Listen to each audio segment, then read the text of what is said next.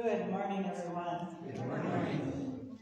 Hope you're enjoying the Christmas week and getting together with everyone you hope to get together with.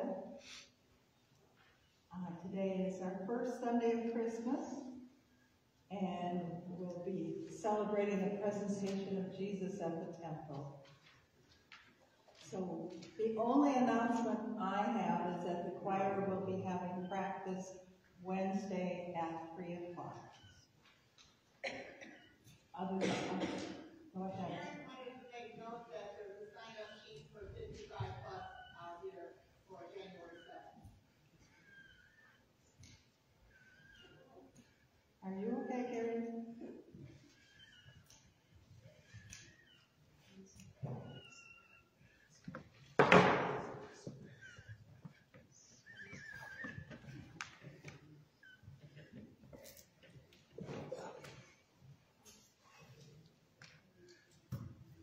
You okay? Yep. Thank you. All right.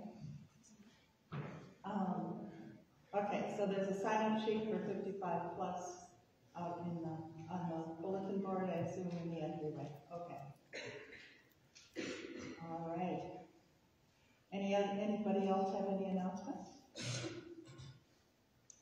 All right. Then we will begin with the call to worship from the choir.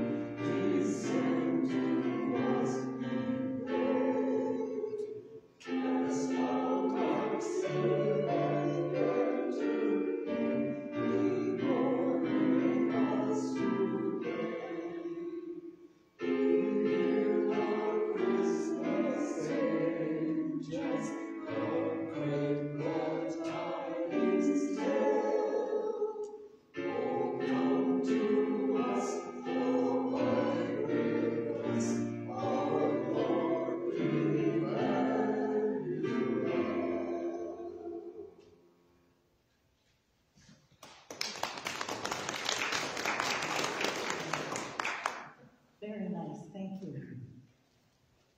We'll continue with confession. Blessed be the Holy Trinity, one God, whose steadfast love is everlasting. Amen. Let us confess our sin in the presence of God and one another.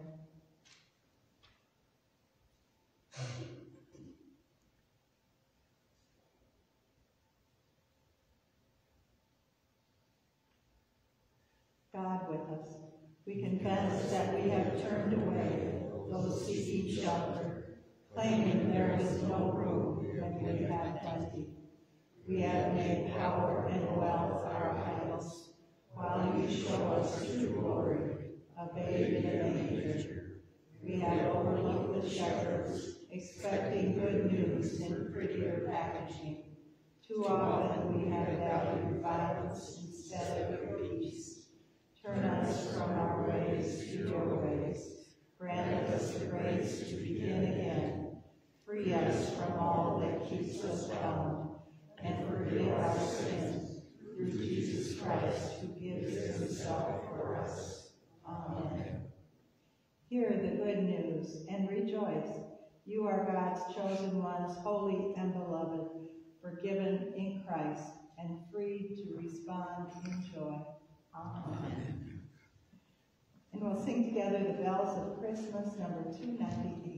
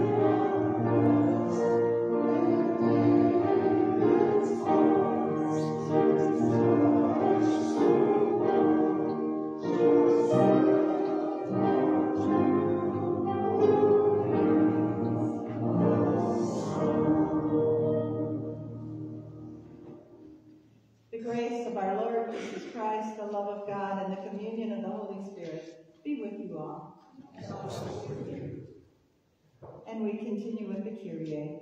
In peace, let us pray to the Lord. For the peace from above and for our salvation, let us pray to the Lord. for the peace of the whole world, for the well-being of the Church of God, and for the unity of all, let us pray to the Lord. Lord, have mercy. For this holy house and for all who offer here their worship and praise, let us pray to the Lord. Lord, have mercy. Help, save, comfort, and defend us, gracious Lord. Amen. And the hymn of praise is God of Starlight.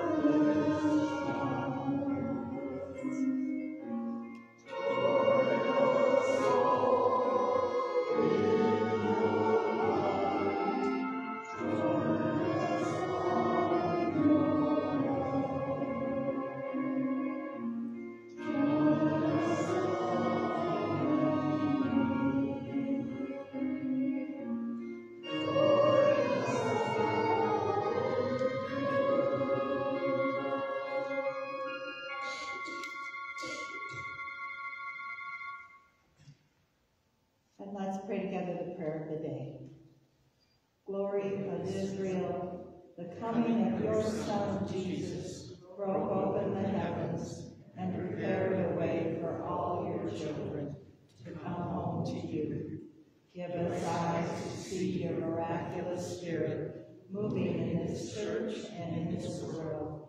Teach us to be proclaimers of your love to the nations, for the sake of the one whose name is redemption for the peoples, Jesus Christ our salvation.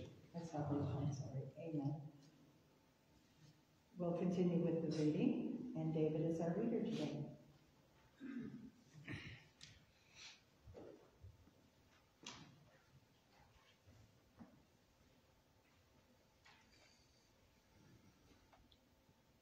Just as newly baptized Christians in the early church were clothed with new garments upon arising from the baptismal waters, so all who have received God's gift of life in Jesus Christ are covered with the character of Christ. This morning's reading is from Colossians chapter 3. As God's chosen ones, holy and beloved, clothe yourselves with compassion, kindness, humility, meekness, and patience. Bear with one another, and if anyone has a complaint against another, forgive each other. Just as the Lord has forgiven you, so you also must forgive. Above all, clothe yourselves with love, which binds everything together in perfect harmony. And let the peace of Christ rule in your hearts, to which indeed you were called in the one body. And be thankful.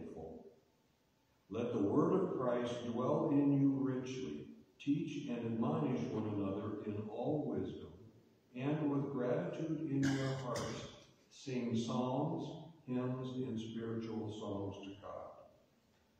And whatever you do, in word or deed, do everything in the name of the Lord Jesus, giving thanks to God the Father through him. Word of God, word of life. Thanks be to God.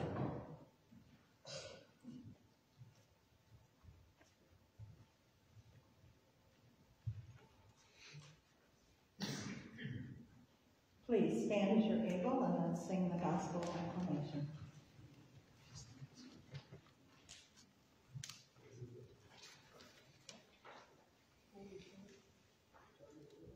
Joy to the world.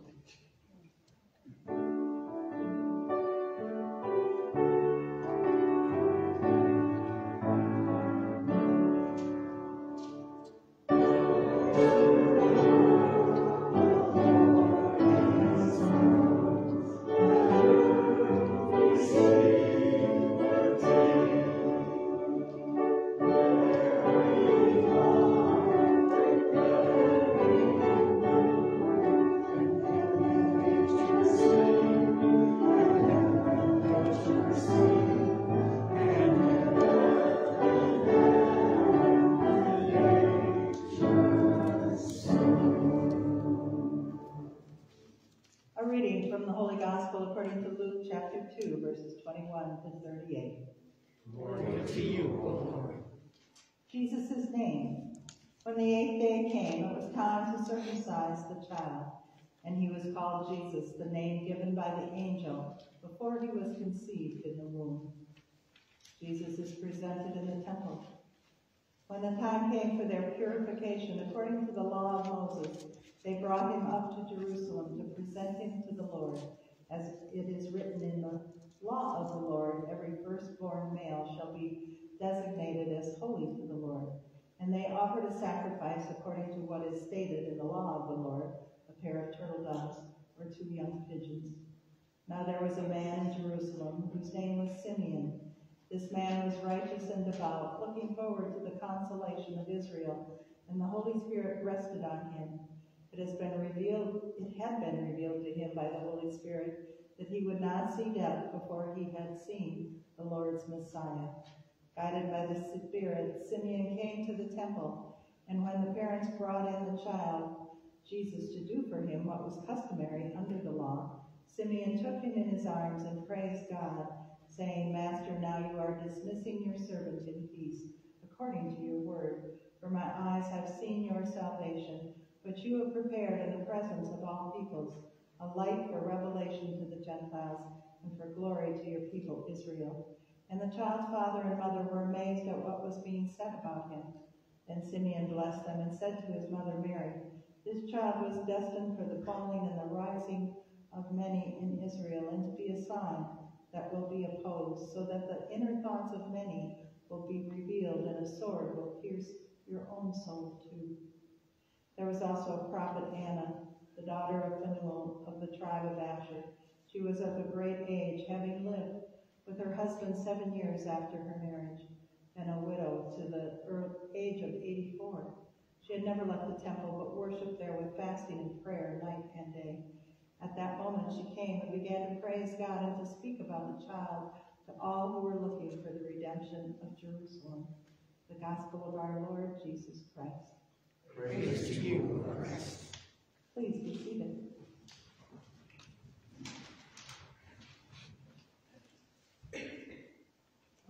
When I was raising my kids, one of my good friends had 2 children the same age, but they were very tall, and my kids, of course, were short. And for quite a part of grade school and into middle school, they were good friends, and they always looked a little bit like misfits when they were together because their heights were so extreme. But once they got into high school, they kind of drifted apart because the tall kids played basketball and my kids played soccer. But my friend told me about when her daughter was born, Her daughter was a very tall baby, and so when she was carrying her, Allison was under her rib cage. And because of that, when Allison was born, her face was all distorted. Her eyes weren't aligned, and just her facial features were just all out of whack. Now, my friend, of course, adored her baby. She didn't care what her baby looked like. And people would say, when she had her out, would say, "Oh, let me look at your baby."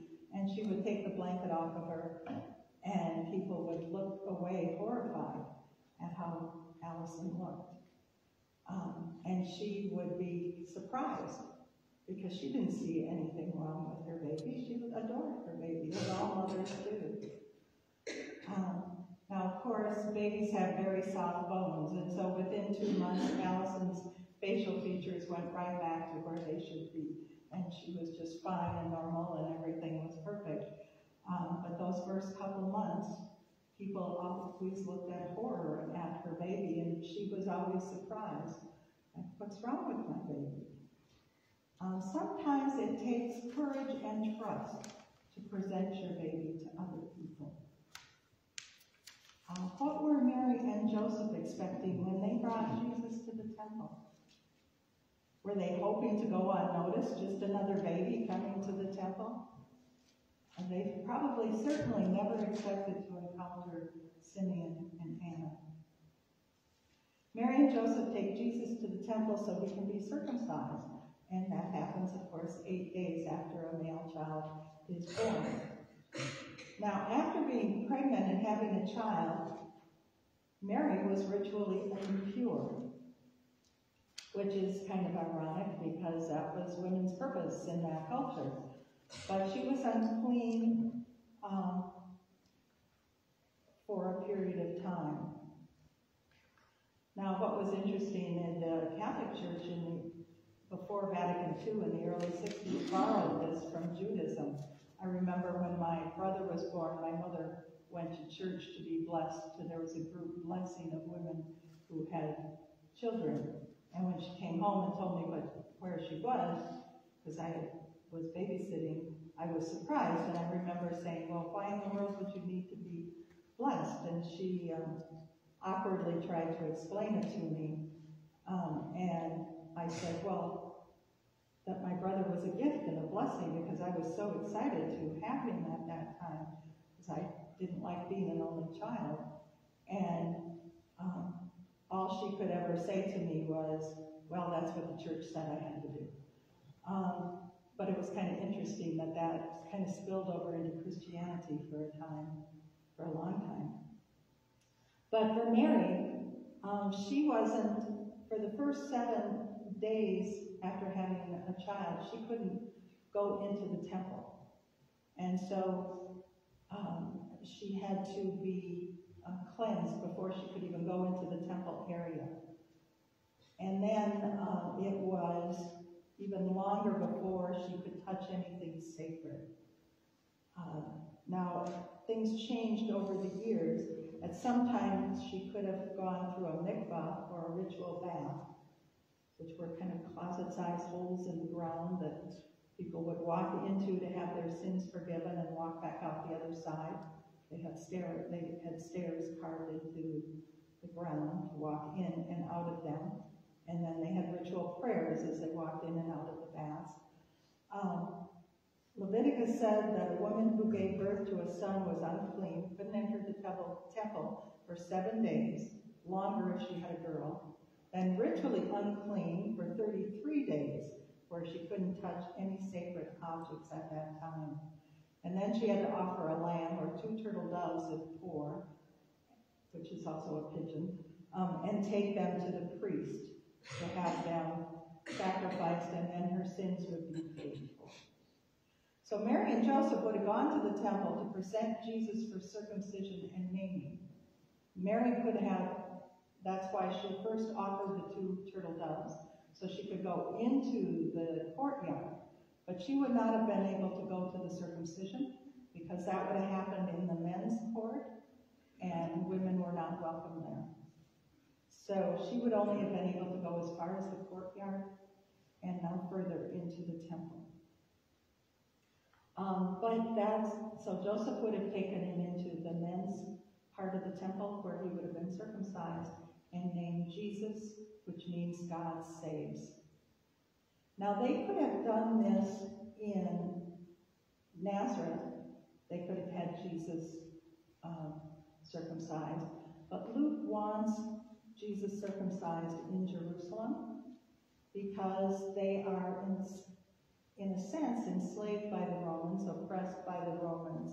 And so, since Jesus means God saves, he wants Jesus circumcised at the temple in Jerusalem, the center of Judaism, that God saves all people, the enslaved people of Jerusalem, to fulfill the prophecies of the Old Testament.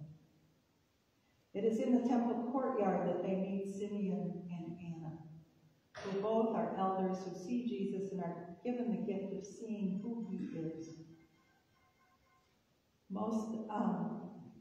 Luke continues this equal opportunity vision he has of both a male and female acknowledging who Jesus is, giving voice to the long-expected Messiah. Simeon was, at some point in his life, he received a gift of receiving the Holy Spirit, who, in some either a vision or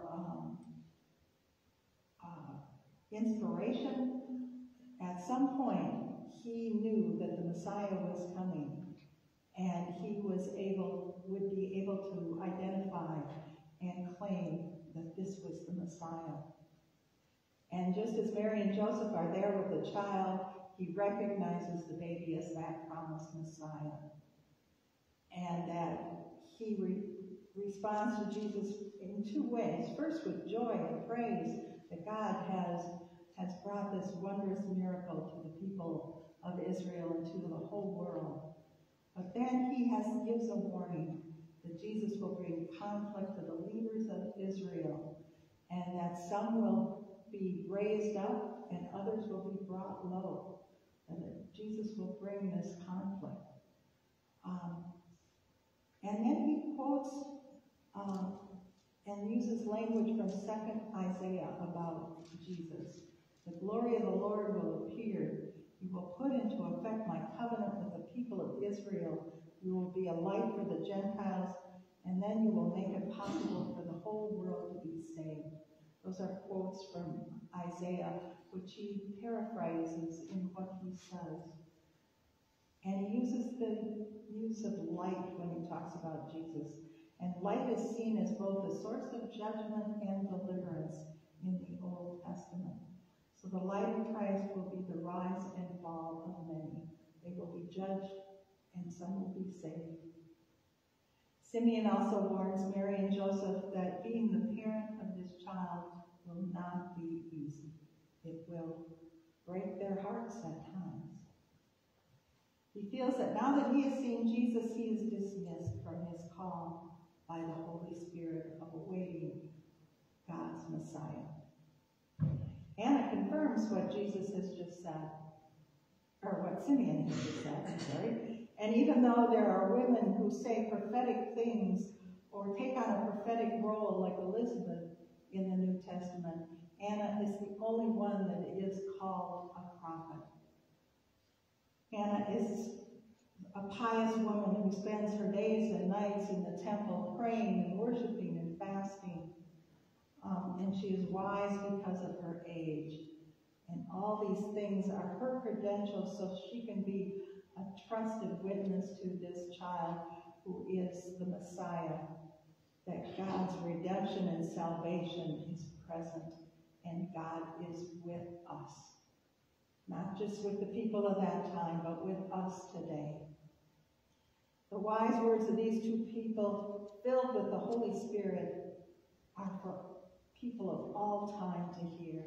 For those who read Scripture, read the Bible at any time, we are witnesses to this event, as well as the people of long ago. And they are words we need to hear. Jesus comes to judge and Jesus comes to deliver. He is to the present day the rise and fall of many. Do we need judgment? And when do we need saving? Who will Jesus be for you today? A judgment story. I served two congregations who had been at 2 points in the 1970s, and had a disagreement and did not talk to each other for over 20 years until they were forced to become a 2 point again because they had to share a pastor. The first year of joint council meetings were very tense until they decided they had to begin forgiving and healing. Judgment is a way to take steps towards healing and forgiving. Deliverance, a redemption story. And I've told you in detail about these before, but I think they are the strongest for me. Listening to the war stories of World War II veterans before they died, because after World War II they were told to go home and forget about the war. And they kept all that pain and all those stories inside until they were old men. And then they began to tell their stories. And I was privileged to hear some of those stories. And some of them were very hard to hear, and they were very painful. But that had kept some of them in pain for most of their lives, and had made them angry for many of their years of their lives. And as they began to tell their stories, you could see their personalities begin to change, and you could see them become themselves again. And it was though they were saved. And it was amazing to watch them become themselves again. Sometimes words save us. And I know I told you this before, but the most powerful one was hearing a man hug one of my Japanese exchange students and then realize she was Japanese and say, but I was in hand-to-hand combat with the Japanese on an island. And he began to stiffen up. And then he broke out in tears and said, I can forgive. And he hugged her. Pain that had been inside all those years finally was released. That is redemption. Say to those who are frightened, be strong, fear not. Here is our God, he comes to save. And the people say, Lord of the sea and winds, calm the storm when we are frightened. Lord of the loaves and fishes, be our food when we are hungry. Lord of the lambs and flock, seek us out when we are lost. Lord of signs and wonders, show yourself when we have doubts. Lord of the blind and lame, take our hand when we grow weak. Lord of fields and flowers, care for us when others don't. Lord of all that lives, be our God when we are your people. And Jesus says, do not be afraid, because I am with you. Amen.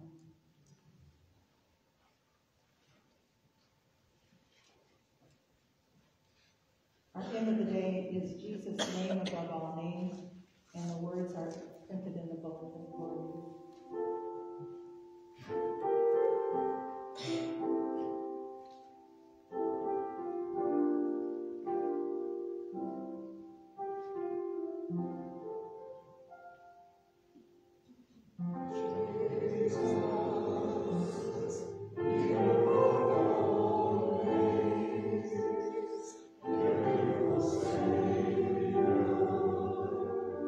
Glorious Lord.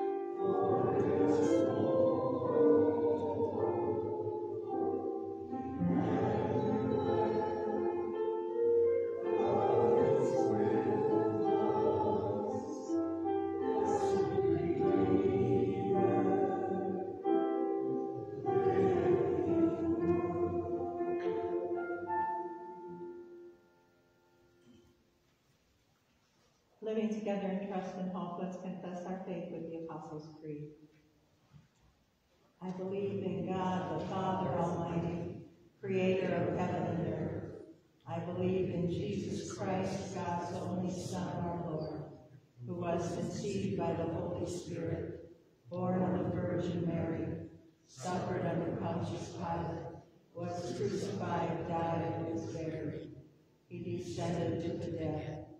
On the third day he rose again. He ascended into heaven. He is seated at the right hand of the Father, and he will come to judge the living and the dead. I believe in the Holy Spirit, the Holy Catholic Church, the communion of saints, the forgiveness of sins, the resurrection of the body, and life everlasting. Amen.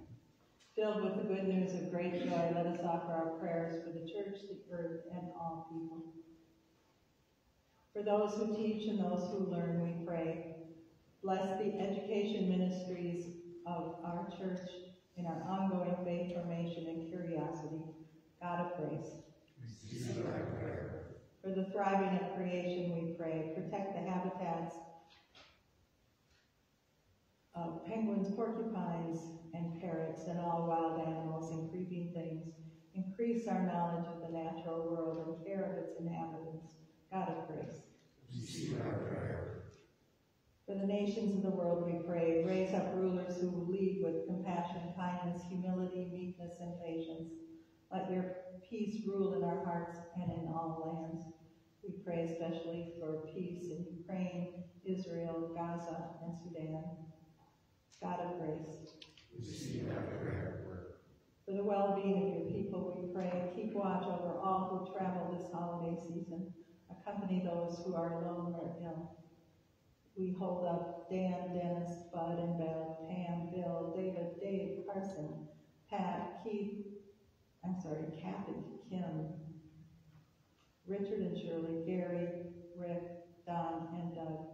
Console parents and children whose relationships are strained or severed. We also pray for the people who were injured and died in the 2 plane crashes over the past few days. And we pray for those affected by the storms down south. God of grace, receive our prayer. For the ministry of hope we pray, let the word of Christ dwell among us in times of conflict, clothe us in love, and move us to forgiveness. God of grace, receive our prayer. For your holy, beloved, and chosen ones of every time and place, we give thanks. Draw us all into everlasting praise and joy. God of grace, receive our prayer. We commend these prayers to you, O God, trusting your grace made known to all through the Word made flesh, Jesus Christ, our Savior and Lord. Amen. Amen. The peace of the Lord be with you all. We extend peace to those watching at home, and we share peace with each other.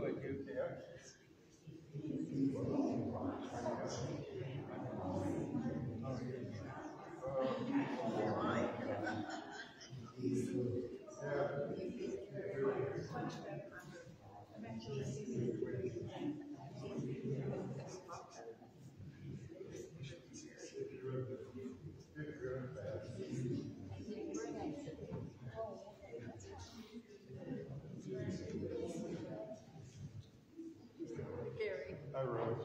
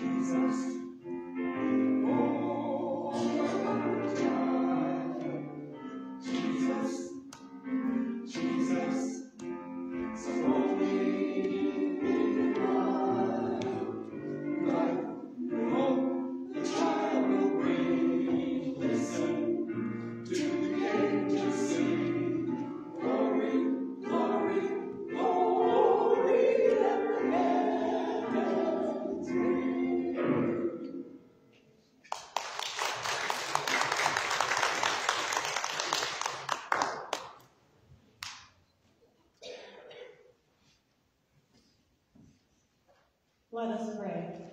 God, from heaven and earth, from the beginning you have called forth life, in which you have take the light.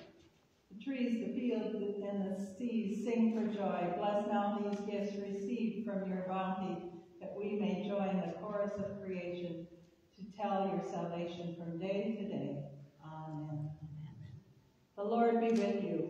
And also with you. Lift up your hearts. We lift them up to the Lord. Let us give thanks to the Lord our God. It is right to give our thanks and praise. It is indeed right, our duty and our joy, that we should at all times and in all places give thanks and praise to you, Almighty and merciful God, through our Savior Jesus Christ, who overcame death and the grave, and by his glorious resurrection opened to us the way of everlasting life. And so with all the choirs of angels, with the church on earth, and the hosts of heaven, we praise your name and join their unending hymn.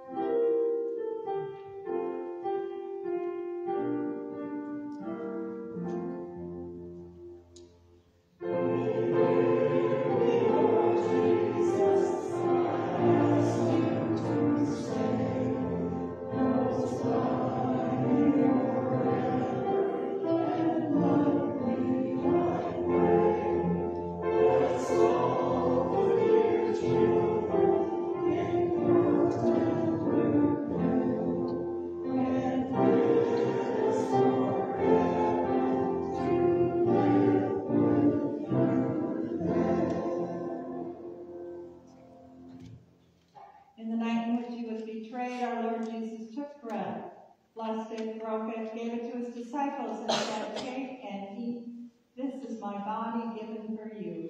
Eat this and remember me." Again, after supper, he took the cup, gave thanks, and gave it for all to drink, saying, "This cup is the new covenant in my blood, shed for you and for all people for the forgiveness of sins. Drink this and remember me." Together, let's pray the prayer that Jesus taught us. Our Father, who art in heaven, hallowed be thy name. Thy kingdom come, thy will be done, on earth as it is in heaven. Give us this day our daily bread, and forgive us our trespasses, as we forgive those who trespass against us. And lead us not into temptation, but deliver us from evil. For thine is the kingdom, and the power, and the glory, forever and ever. Amen. Let's sing the Lamb of God.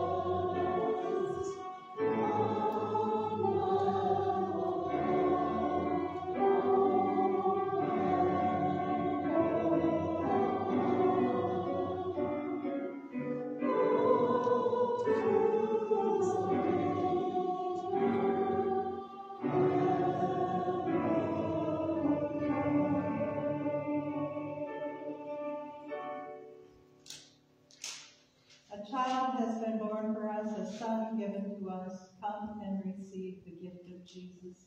Come to the table.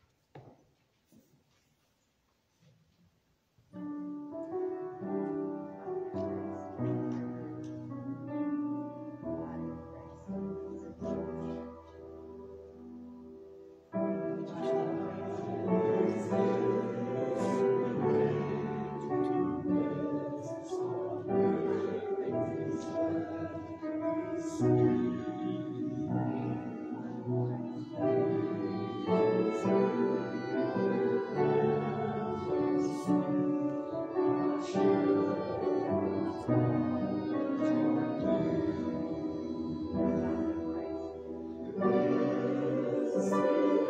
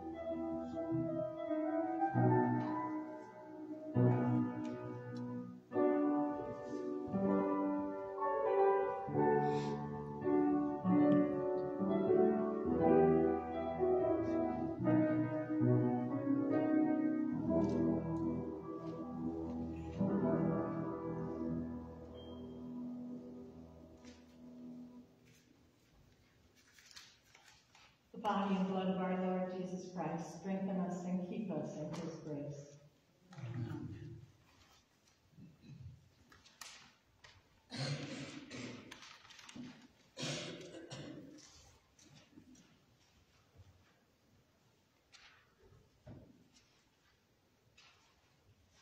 Let us pray.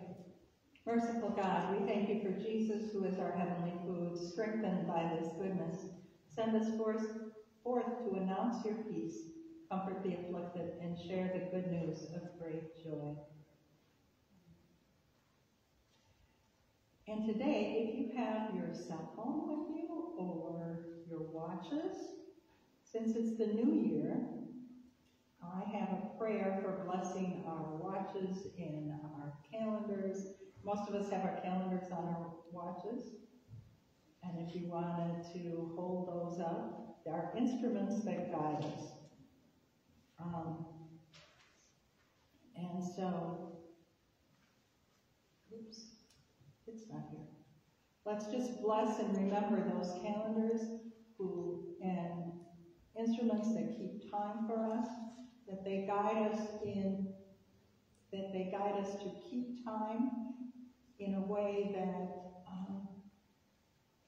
that blesses other people and our own time, and gives us space to pray and to respect our family time. We also pray for those calendars, that we make space to a sacred space in our lives, and that we make time to serve others also, that our calendars not control us, but that we control them. May this new year be truly a blessing in our lives, so that we can be a blessing for others. Amen.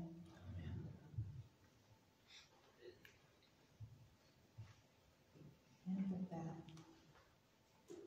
may you have a blessed new year. And may God bless you and keep you and grant you grace and truth in the spirits and peace upon your hearts, now and forever. Amen.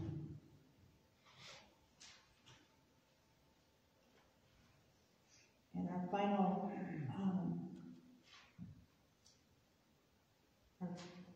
hymn is Lord, Dismiss Us with Your Blessing, number 545.